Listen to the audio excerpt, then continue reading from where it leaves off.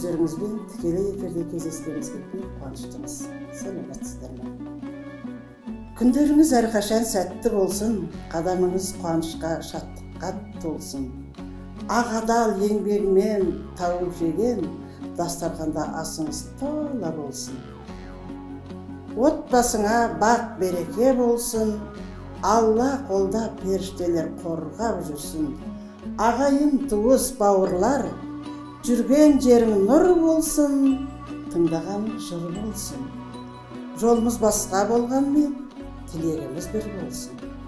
Әуелі Алла қолдасын, оң жағынан толғасын, жан жағынан қорғасын, бақ пен дәулет қатар кеп, мыңғыра өссін мал басын.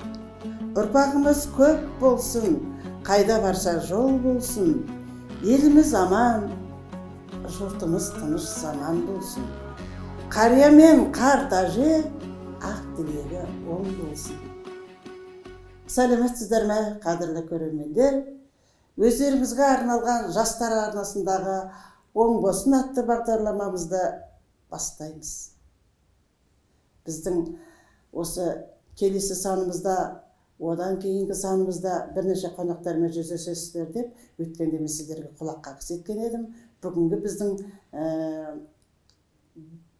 бағдарламамыздың бет-пердесін ашатын, халқымызға кеңінен танымал әнші, өздеріңіз сүйіп тыңдайтын, Айдай сұлу Асановаға теңейтін әнші де сұлу қызымыз Шақизада ханымды шақырып отырмыз. Сәлеметсіз бе? Сәлеметсіздер ме? Қош келдіңіз, Шақизада. Рахмет, рахмет. Өзіңменен осы тікелей эфирде кездескеніме қуаныштымын, жаным. Мен де өте қуаныштымын. Шақырғанымызды қабылдағаныңа, сонша уақыттың арасынан уақыт тауып келгеніңе де рахмет айтамыз. Рахмет сіздерге, рахмет. Біздің өнер адамдары әр кезде сен сияқты бір алғыр, зерек, айтқан сөзінде тұратын, парасатты қыз болса екен деп тілеймін. Рахмет. Иә, Шақизада, Пысымадан бастайық. Осы өнер жолына келгеніне қанша жыл болып қалды өзі? Енді 85-тен бастап санай берейік. 34 жылға кетті ғой қазір. 85-те бастадым ба? Мен осы Петропавлға барғанымда гастрольдік сапарменен өзіммен барып сахнаның сыртында танысқаным есіме түседі. Әр кезде есіме түседі. Екеуміз құшақтасып, содан бері мінекей амандық, саулық, сәлеміміз түзу. Енді өнер жолына келдің, арнайы оқу орнын бітіргенсің бе сен? Әрине, әрине. Мен Зейнеп Қойшыбаева, халық әртісінің апайымыз, біздің өнердегі анамым. Мен солай айтам, өйткені өнерде маған үлкен жол көрсеткен халық әртісі Зейнеп Қойшыбаева. Бәріміздің сүйікті әншіміз еді ғой кезінде. Мен шәкірті болам. Жақсы, жақсы. Мықты апайымыздың шәкірті екенсің, жаным. Дұрыс, өте тамаша. Ол кісі де халықтың мықты ықыласына бөленген әнші еді ғой. Қазақ радиосына ашқан қай кезде де эфирде Зейнеп Қойшыбаева деп ән шырқай жөнелетін еді. Өте сұлу сондай. Ой, керемет. Жаны сұлу еді ол кісі. Жаны сұлу. Иә, керемет әнші. Ой, керемет әнші. Жақсы. Міне одан кейін сол экраннан түспей, эфирден түспей, халықтың алдында, көз алдында келе жатсын. Тіл көзден аман болып осылай шапқылап жүре бер, жаным. Рахмет. Енді өзіңнің ең өмірге алғаш келген кездегі жүрегіңде бір ерекше қалған, әсер ететін, осы уақытқа шейін есіңнен шықпайтын, көз алдыңа елестейтін бір керемет әнің қайсы? Айта аласың ба? Енді ең алғашқы менің осы әнші болам деп армандап жүрген кездегі ең алғашқы әнім Шәмші Қалдаяқтың әні «Ана туралы жыр». Анам осы әнді маған үйретіп, кезінде енді өзіңіз білесіз ғой, Ресейдің жарнамасы мықты болды ғой. Сол кезде бізде көбінесе Пугачеваның, Сафия Ротарудың, сол кісілер жұлдыз болып атқанда, біз деген сол кісілердің әндерін тыңдап өскен қыздар едік.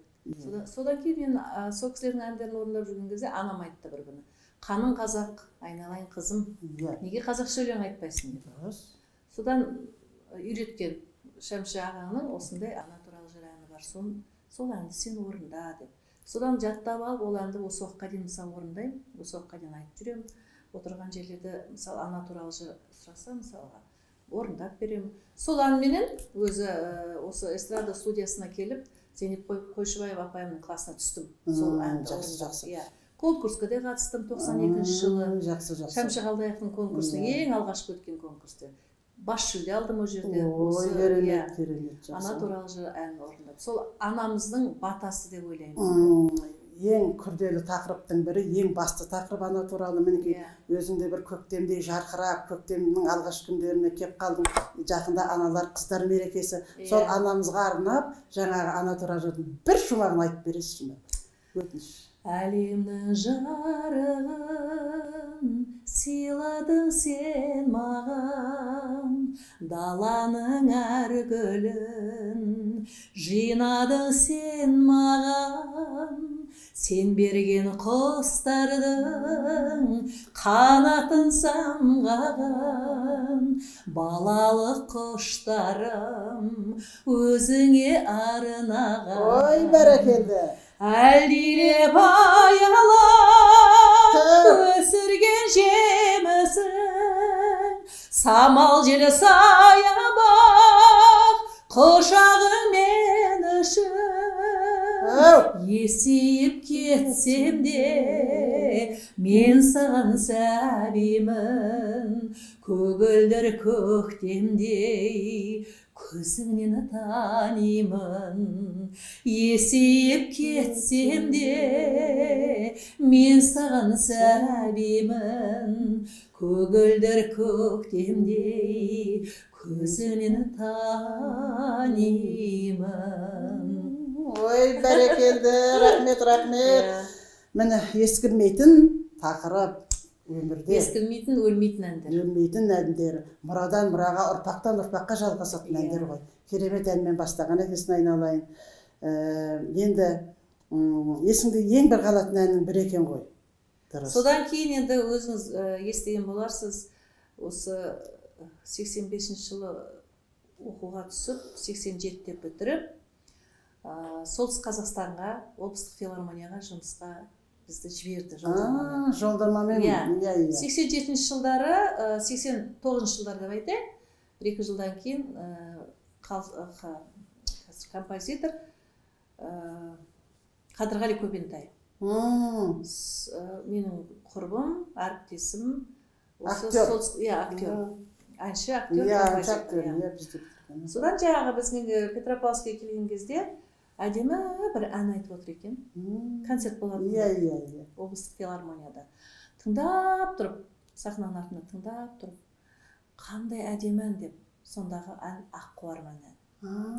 Сол Аққу Арманды ең бірінші осы Қадырғалидің орындауында естідім. Керемет, маған қатты ұнатты. Сосын мен өзі жаңа шын айтқанда репертуарым кішкене дұрыс болмай, қиналып жүрген кезде ғой енді өзі. Дөп келген екен ғой. Сосын Қадырғалиға айтамын, Қадырғали, мына менің әнім дедім. Күлді. Бұл ән менің әнім. Сен маған орындап бер, мен тыңдаймын. Бұл әнді мен орындауым керек деп. Ой, бәрекелді. Бір-екі рет тыңдап алғаннан кейін бірге айтып кеттім да. Сөйтсем Қадырғали қарап тұр, "Ма сенің әнің ғой" деп қояды. Содан сол әнді мысалы Қыдырбек Малибек, Қанипа Бұғыбаева апайымыздың сөзіне жазылған. Осы Аққу Арман әнін сол кезде үйреніп 89 жылдар. Осы Үкілі үміт деген кезінде есіңізде ма? Алматыда жақсы конкурс байқауы болатын, жиі болатын. Сол байқауға келіп, сол әнді орындап, сонда осы Қыдырбек Малибекпен танысып, сол кісі осы ән маған сыйлап, өзің арнайы орында деп тағы бірнеше әндерін айтып, сөйтіп сол ән лауреат атанған сол әнменен, сол Үкілі үмітте. Содан кейін енді ол ән менің жүрегімдегі менің атымды шығарып, бүкіл жаңағы Қазақстанға бейнебаян жасап сол әнге әлі ұмытпайды көпшілік сұрап отырады. Сол клибінде бейнебаянды біз көргенбіз. Керемет шыққан бір тамаша көлдің басында, бір ұзын ақ көйлек. Ой, керемет, әлі күнге дейін көз алдымызда. Бүкіл көрермендер оны есіне сақтаған. Сол бейнемен де халықтың жүрегінен орын алғасын жаным. Жақсы. Содан репертуарың бай түсті баяғы. Содан кейін бейнебаян түсіріп, сосын жаңа бейнебаянды жақсы көрсетіп, сол әнді барған жерде осы уақытқа дейін міне қанша жыл болды. Осы уақытқа дейін әлі сұрайды ғой. Керемет. Әлі сол қазір енді парақша, инста парақша мысалы толып жатыр ғой енді. Әрине. Сол жерде менің тыңдармандарым айтып отырады. Сіздің сол аққу арманыңыз орындалмай кетті ғой. Сол әніңізді орындап беріңіз, сол әнді жақсы көреміз деп әлі айтады. Жастар да айтады, үлкен кісілер де айтады. Осы жиылыстарда отырған жерде де орындап берсең, бәрі бірге қосылып орындалады. Соны енді жаңартып қайтадан түсірген жоқ шығарсың, сол баяғы алып келдің. Иә, түсірген жоқпын, бірақ бейнебаяны бар. Бізге алып келдің ғой. Қазір соны тыңдаймыз мынау бағдарламаның соңында, өйткені ол ән еш уақытта да өлмейтін ән. Сенің бет пердең ол. Сенің маркаң дейміз бе, не дейміз? Мені не дейді анау коронный ән дейді ғой, әрбір әншінің өзінің атын шығаратын ән деген сондай ән. Елге етене жақын еткен керемет ән, бәріміздің де жүрегімізде. Дұрыс. Мен сізді өте жақсы сыйлаймын, мен ғана емес, бүкіл көрермендер өзіңізді жақсы сыйлайды. Мынау өткен бағдарламада да айтқан едім, өнер адамдары өзіне қарайды. Өйткені өзін күте білу керек. Өйткені неге десеңіздер, халықтың алдында, көрерменнің көз алдында, осындай тікелей эфирде артист деген атымыз бар. Артист деген жай халықтан бір қарыс жоғары тұру керек. Өйткені ол әдемілігіменен, сүйкімділігіменен, жүрегінің тазалығыменен, ішкі жан дүниесінің пәктігіменен әдемі көрініп көрерменді баурай түсу керек. Сол бір қасиет сіздің бойыңыздан көремін. Рахмет. Өзіңізді осы уақытқа шейін қалай сақтағаныңыз туралы да бір сырыңызды бөлісе кетсеңіз. Енді біріншіден өзіңіз айтпақшы, әдемілік деген ол менің анамның сүтінен келген шығар деп ойлаймын. Өйткені менің анам өте сымбатты, сондай жасы 80-ге келіп қалған кезде, менің достарым үйде болған кезде, қолымда болғанда, анама қарап, жасы 70-те ме деп сұрайтын. Жас көрінеді. Иә, жас.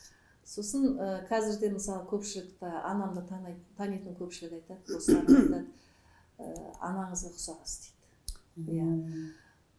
Сосын енді ары қарай енді күтім керек қой. Адам өзін күту керек. Мына үлкен сахнада, киелі сахнада жүргеннен кейін әрдайым енді міндет түрде косметологияға бару керек, өзіңнің жаңағы дәрігерің болу керек, бет күтіміне байланысты. Өзіңіз білесіз, бір дәрігерге барып тұрамын әрдайым. Сосын жаңағы дұрыс тамақтану, дұрыс ұйықтау деген сияқты. Өте дұрыс айтасыз. Мен өткенде бағдарламада да айтқаным, қайта айтқым келеді.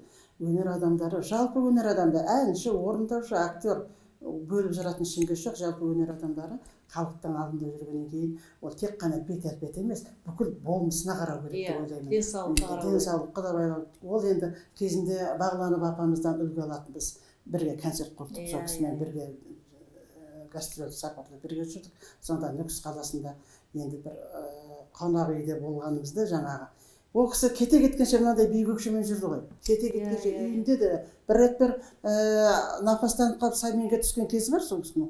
Сонда өзінің продюсері Қуаныш Әбдіхалық деген жігіт екеуміз көңіл сұрап бардық. Менің жәкемнің қызы дейтін тұғын, мен Ұлбосын Тәжібай қызы, ол Роза Тәжібай қызы. Сосын ана кім барады ғой, барқын болып кетті, айналайын жатқан жерің жайлы ғой. Досымыз Рахым Тәжібаев. Рахым Тәжібаевпен керемет мықты күйші болатын. Соны әкемнің баласы дейтін тұғын. Керемет. Соны айтайын деген жаңа көңіл сұрап, өзінің палатасына кіріп барсақ, бір койкалық одноместныйда жатыр екен. Біз екеуміз кіріп барғанда, тұра тұрыңдар деп жаңа бейбөкшесін қалпылдап киіп жатыр. Неге? Bir adam gelse de, екі адам gelse de ол көрермен деп қабылдайды. Бізді мына біз Ұлбосынменен қуаныш келді деген жоқ. Бізді көрермен ретінде өзін керемет сезініп солай. Мен сол мықты сол үлгі алдым. Есімде мәңгі қақайып тұрады сондай. Вот үлгі алатын адамдар көп қой бізде. Ал қазіргі жастарымыз қалай? Жаңағы қалай болса солай киіне салу, қалай болса солай шыға салу, шашы қобыра. Ой, кешіріңіздер, мен жолдан келдім деп, оны экран көтермейді. Оны халық та оған сын айтқыш болады. Мына қазір әлеуметтік желінің дамыған кезі осы сәл нәрсені көрсетіп тұрады. Дұрыс па? Бәрін көрсетіп тұрады. Әрине, мынандай нәрсенің кішкентай түймеден нәрсені түйедей болып тұрады. Сондықтан айналайын жастар, бізде әлі басым жерге тиіп қартайып отқан жеріміз жоқ, Құдай сақтасын, біз енді бой жетіп келе жатырмыз. Сондықтан сіздерге айтатын өсиетіміз бой жеткен әпкелеріңнің айтар ақылы десеңізші, кеңесі деп қабылдаңыздар.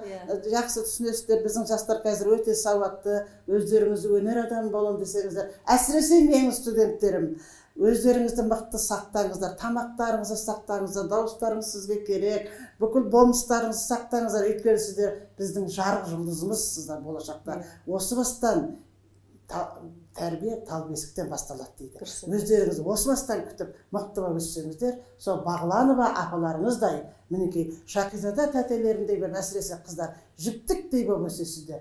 Біздің сіздерге берер кеңесіміз, жақсы түсініп оқып алғайсыздар. Ал енді Шакизада ханым, мен білемін, жалпы сіз өнер жолмен қатар өзіңіздің кішігірім кәсібіңіз де бар. Мықты қыздардың біріне жатқызамыз сізді. Сонда осы Сәлем студия неше жылдан бері осы амандасып көрген жерде ойып шүйіркелесіп қалатынымыз бар. Сондықтан да мен сіздің жанұяңызды жақсы танимын. Құдай қаласа, Алла бұйыртып жатса, енді бағдарламаға менің өзім ойымша сіздің бүкіл бала-шағаңызбен шығарсам деген. Алла соған жеткізсін. Сол туралы алдына да бір кішігірім ғана айтып берсеңіз, өзіңіздің жанұяңыз туралы. Сізді кішкентай өзіңіз тұрмысқа шыққан қыздарсыз, қанша немерелеріңіз бар. Бақыт қой ол деген. Иә, шүкір, Аллаға шүкір, Алланың сыйы деп айтар едім. Ол мен үшін бақыт. Бақытты айтады ғой, қыз әже деп қояды ғой мені. Иә, өзімнің үш немерем бар, үлкен немерем Кәусар, 5-ке келіп жатыр, екінші немерем Алиқожа, 3-ке келіп жатыр. Кішкентайымыз 6 айлық осы диярымыз. Бау беріп болсын. Иә, сол 3 немерем бар, ұлым бар, 30-ға келген Олжасым, келінім Шынар. Жақсы. Қазір енді балаларым Түркелінде жұмыс бабымен жүр қазір, жұмыс істеп жүр. Осындай отбасымыз, сондай бір менің қуанатын, Аллаға мыңда бір айтатын өзі сыйым, құрметім, осы 3 немеремнің қызығы үшін. Сол 3 немерем өсіп, өніп. Дұрыс. Енді мен келінім айтады ғой, сізде 7 немере болу керек деп, мысалға да. Мен айтам, аумин, өткені біз 7 ағайындымыз ғой үйде. 5 қыз, 2 ұл. Періштелер аумин десін мұғын. Аумин. Ауыздап салып тұрған шығар. Соған жетейік деп отырмыз. Соған жетіңіз, дегендерің жетіңіздер, бала-шағаларыңыз аман болсын, сол немерелеріңіз көбейе берсін, соның қызығына тоймай жүре беріңіз. Енді жақсы балаға да, жанұяға да көңіл білген, көңіл бөле білетін анасызсыз. Әншілігіңіз, орындаушылығыңыз өз алдына жаңағы қыздарға жарасымды кәсіпкерлігіңіз бар. Соның бәрінен орын таба беріп, уақыт бөле біліп, жанұяңызге аса көңілменен, ыждағаттықпенен небір қиыншылықтарға төзе білген анасыз. Сол үшін де мен сізді өте қатты құрметтеймін, Шакизада. Yeah.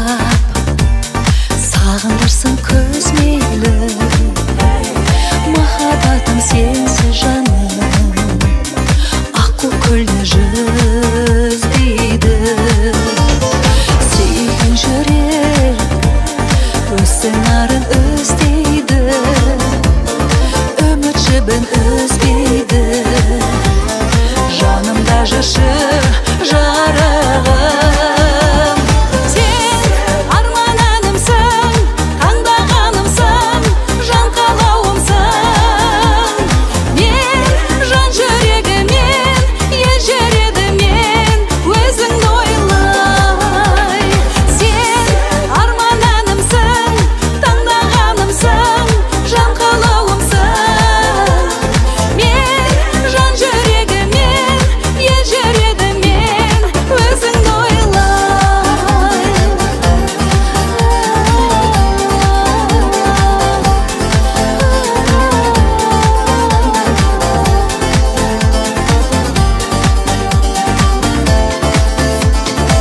сағынышымды басайын сағынып күткен бөліме кел кел жаным сағынышымды басайын сағынып күткен бөліме келші жаным сен арман әнімсің таңдағанымсың жан қалауымсың мен жан жүрегімен ежіредімен өзіңді ойлай сен арман әнімсің таңдағанымсың жан қалауымсың мен жан жүрегімен ежіредімен өзіңді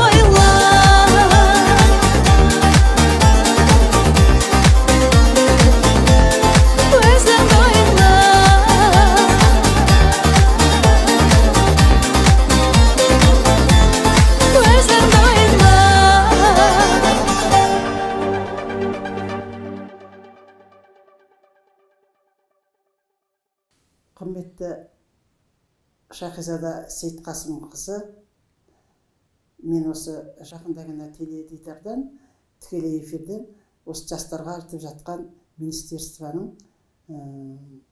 үкімін тыңдадым. Өйткені бұдан былай фонограммамен айтқандарға жаза қолданады дейді. Қатқылдау шыққан жоқ па? Қалай қарайсыз? Енді Жаза қолдану деген меніңше сәл артықтау. Сәл ғана уақыт беру керек сияқты. Біртіндеп жөнделетін шығар. Сіздің ойыңыз? шын айтқанда осы туралы әңгіме көп болып жатыр.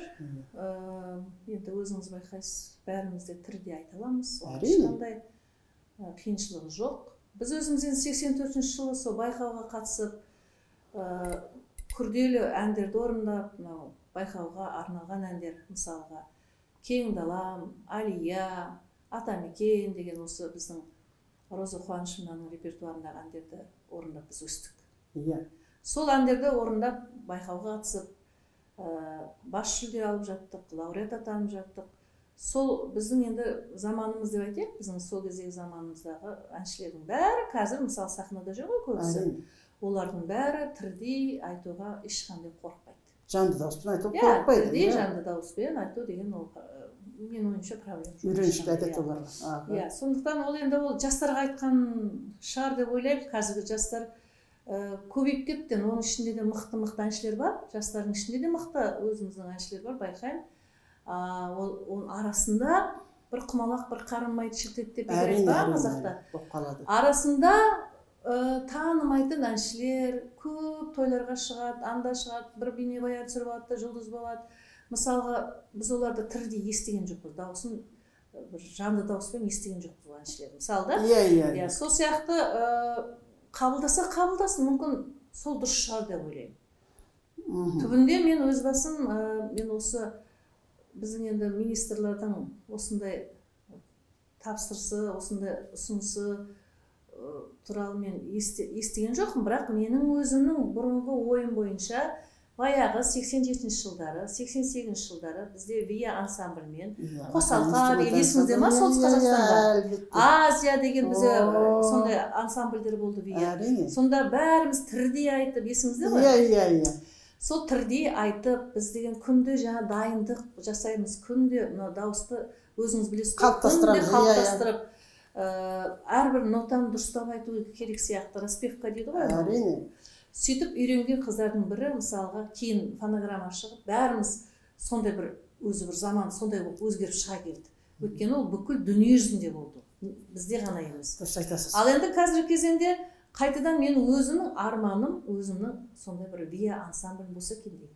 Сол вия ансамбльмен болашақта мен шын айтқанда бір үлкен өзімнің концертін берсем ба деген, келесі жылы 8 наурызға қарсы аналардың құрметіне деп бір өзінің жеке концертін бергім келіп жүр. Дегеніңізге жетіңіз. Иә, кәдімгі жанды дауыс. Кәдімгі вокальный инструментальный ансамбльменен тірідей осы біздің студияға келіп, жастар арнасынан тікелей эфирде сіздің тұсауыңызды кесеміз. Қалай дейсіз? Амен. Алла соған айтсаңыз болды.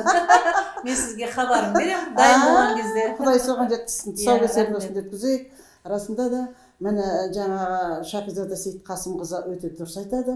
Кезінде қазір де бар мына үлкен театрларда, Академ театры, Құрманбек Жандарбеков атындағы Қазақ музыкалық драма театры, Шанин атындағы театр, Мүсірепов атындағы жалпы театрларда әншілерді распевка жасатады. Дауыстарын баптайды.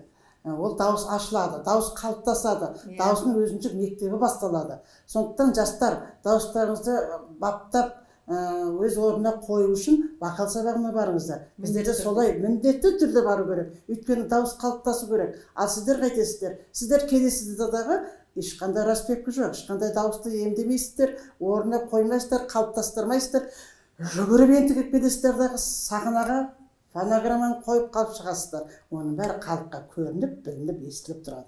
Біз деген жай ғана халық, көрермен деген өте мықты сыншы. Сондықтан сіздер сондай соны білдіртпей, дауыстарыңыз қалыптасқан, өздеріңіздің жанды табиғи дауыстарыңызбен айтсаңыздар, бұндай мәселе болмас еді.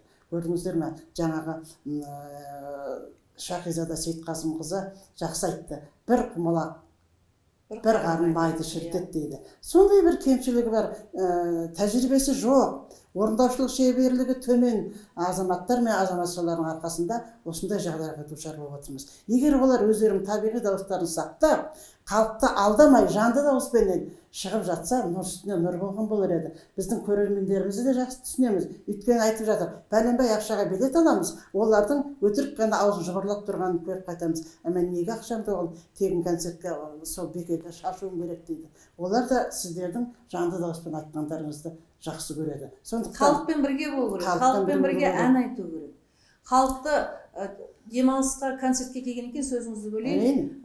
Демалысқа концертке келгеннен кейін ол жай ғана қарап теледидардан көріп отырады ғой, жай ғана қарап отыру міндет емес. Халыққа келіп, халыққа айтқызып әндерін мысалға сондай қандай бір куплетін сіз айтыңыз деген сияқты бір сондай бір қарым-қатынаста болу керек.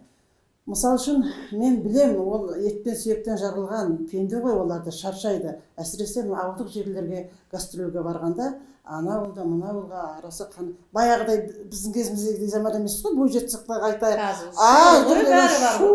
Пойызыңда дайын, самолетінде дайын, машинаменен асфальтында шу. Біз бұрын қандай едік? Біз деген ойын, қырым, шұқырменен жейтін тамақ жоқ, сонда да ән айтатынбыз. Сөйтіп айтатынбыз, сөйтіп спектакль. Ағымыз аш болып тұрса да. Қазіргі жастар еркесіздер сіздер, қорытынды шығарғыздар деп ойлаймын. Ренжімей, жақсы қабылдаңыздар, әкпелеріңіздің айтқанын, жастар. Жастар ренжімістік. Жоқ, ренжімейді. Мен айтар едім, біз сіздерді тыңдап, мысалы, құлақты не үшін берген деймін да, тыңдау үшін. Сол үшін тыңдаған өзіне керек. Сондықтан үлкен кісілер егерде көргені бар, білгені бар, тарихы бар әншілер мысалы айтып жатса, зейін қойып тыңдаған дұрыс шығар деп ойлаймын. Ол өзінің өміріне ертең керек. Ертең әлбетте ары қарай да тағы да бір сабақ алып, тағы да бір осы сахнада ұзақ жүруім керек, мен сахнаның адамымын, мен сахна үшін жаратылғам деп егерде сөйтіп ойлайтын болса, үлкен кісілерден сабақ алып жүр. Әрине, киелі сахна еш нәрсені кешірмейді. Тек қана әншімін деп радиодан да тыңдауға болады әншілерді. Бедірейіп, қақайып тұрып ән айтуға болмайды, кешірілмейтін жағдай. Ондықтан өзі егер сахнада көп жыл қызмет етсеңдер, тәжірибе өзі үйретеді. Сахна сендерді үйретеді. Артистік қабілетте болу керек, шеберлігі болу керек артистің. Көрерменмен байланысты болу керек. Өте дұрыс айтады. Мына біз қаттырақ айтып кеттік, өйткені жастар арнасы болғаннан кейін жастарға көбірек көңіл бөліп отқан жағдайымыз бар. Құрметті көрермендер, жалпылай түсінбеңіздер, жақсылап, әр сөздің өзінің тыңдарманы болады. Солай қабылдағайсыздар. Баяғыда есіңізде ма, бізде радиода симфониялық оркестр. Оркестр. Қандай көп оркестр, керемет. Біз о кезде 19-18 қыздарымыз. Айтпа, тұмшағы желбіреген жазасайық. 85-ші, 86-ші. Өзіңіз ойлаңызшы. Айтпа. Сонда бізге нотаны береді, ана нені береді, жаңа тексті береді, сосын жаңағы андай үйретеді, кішкене үйретеді да, ертең барып дауыс жазасың. Мысалы, оған барып біз дайындалмаймыз да. Келеміз да бір рет өтеді, мына жерде айтасың, мына жерде айтасың, мына жер жаңағы қайырмасы, мынау бірінші куплет деген сияқты. Келеміз да бір рет өтіп кетеміз да, даусымызды жазып кете береміз. Ал енді қазір кейде осы қазақ радиосын тыңдап қалсам, менің баяғы 85-ші жылдағы даусым, бала дауыс қой, соны кейде өзім зорға танып тұрамын да, бірақ ана айтқанымды есімде жоқ қойсы қарасаңызшы. Ол балаларға... Алғышпа кезі ғой. Иә, балаларға арналған ән, көп талай әндерді жазып кете бергенбіз. Оны біз әрдайым айтпағаннан кейін ұмытып қаласың ба? Сосын қолымызға жаңағы бермейді ғой, дайын дүниені бермейді. Мынау сен дайын дүние ертең айтасың деп берген жоқ қой. Нота қалды, анау қалды. Содан кейін қаншама өзгерді, мысалға. Қаншама репертуар өзгеріп жатыр. Өміріңде де қаншама өзгерістер болып жатыр деген сияқты. Өмір ғой, өмір. Иә, қазір радиодан тыңдаған сайын, өзінің дауысын тыңдаған сайын, сол 85-ші жылға барып қайтамын ғой. Қандай керемет деймін да.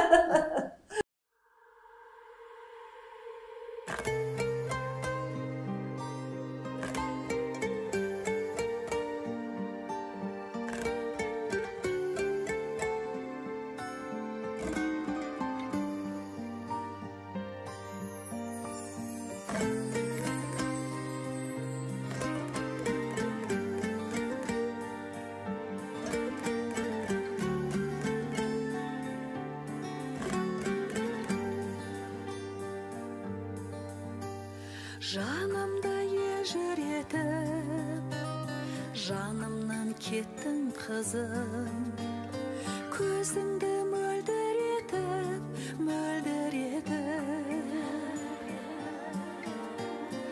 әкемнің жүрек гүлі, ақ құсым айым менің, анаңның тілек нұры,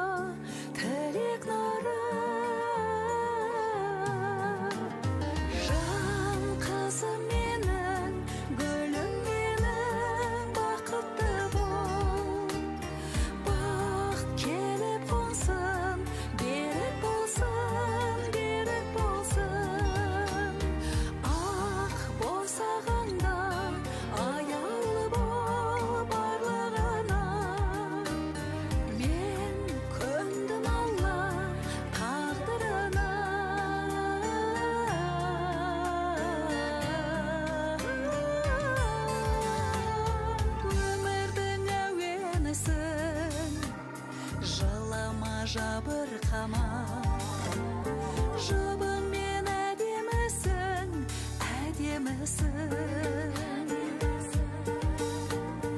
қабағың ашық болсын, адалдық арың сенің, арыңа ғашық болсын,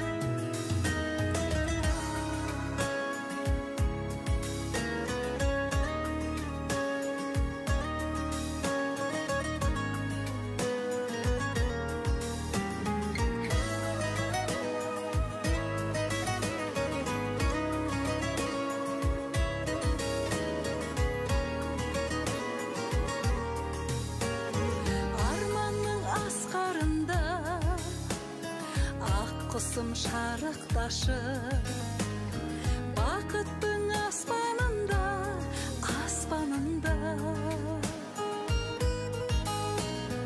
ай күліп қабағыңда күн күліп жанарыңда гүл бітсін қадамыңа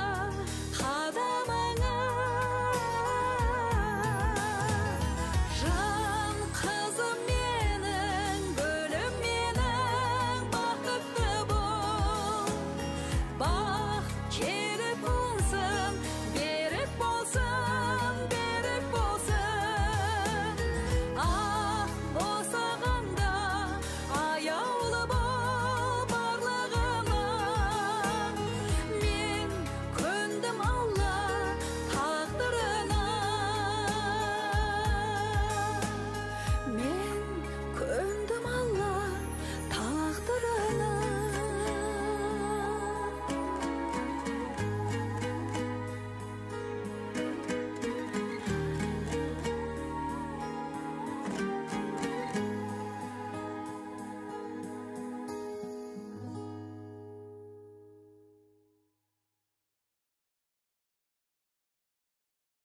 Иә, ойымыздағы, ішіміздегі, сырымызды екеуміз әптен көрермендерге ақтардық, тікелей эфир болғасын, Шахизада жаным.